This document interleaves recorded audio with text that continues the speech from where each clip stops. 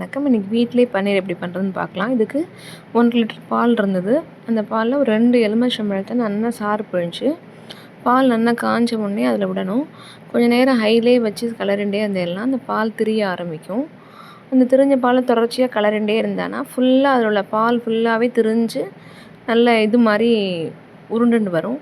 அந்த சமயத்தில் அடுப்பை ஆஃப் பண்ணிவிட்டு நல்லா ஆறின உடனே அது ஒரு நல்ல வடிகட்டியில் வடிகட்டி நல்லா தண்ணியை வாஷ் பண்ணிக்கணும். அந்த லெமனோட இதெல்லாம் புளிப்புலாம் போகிறதுக்காண்டி வாஷ் பண்ணிவிட்டு அதை ஒரு துணியில் போட்டு நல்லா புழிஞ்சு எடுத்து தண்ணியெல்லாம் புழிய விட்டு ஒரு இடத்துல கட்டி தொங்க விட்டேன்னா தண்ணி ஃபுல்லாக வடிஞ்சிடும். அது வடிஞ்சதுக்கப்புறம் அதை நல்லா இழுத்து பிசைஞ்சு துணியில் ஈரத்தை ஃபுல்லாக எடுத்துகிட்டு ஒரு டப்பாவில் நல்லா ப்ரெஸ் பண்ணி வச்சுட்டு நம்ம ஃப்ரிட்ஜில் வச்சுட்டேன்னா அது நல்லா செட் ஆகிடும். அதுக்கப்புறம் நம்ம வேணுங்கிற போது பீஸ் போட்டு எடுத்து பன்னீரை யூஸ் பண்ணிக்கலாம். நம்ம வீட்டிலே பண்ணுறதுனால ஹைஜீனிக்காக இருக்கும். இதில் பன்னீரை யூஸ் பண்ணி நான் பன்னீர் பட்டர் மசாலா பண்ணேன். நீங்களும் ட்ரை பண்ணி பாருங்க. கமெண்ட்டில் சொல்லுங்க. தேங்க்யூ ஃபார் வாட்சிங் மை சேனல்.